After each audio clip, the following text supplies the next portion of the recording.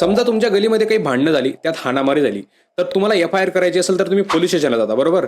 पण तुम्हाला आतापासून ती पोलीस स्टेशनला जाऊन एफ-आय-आर करायची गरज नाहीये. कारण तुम्ही आता घरी बसल्या एफ-आय-आर करू शकता.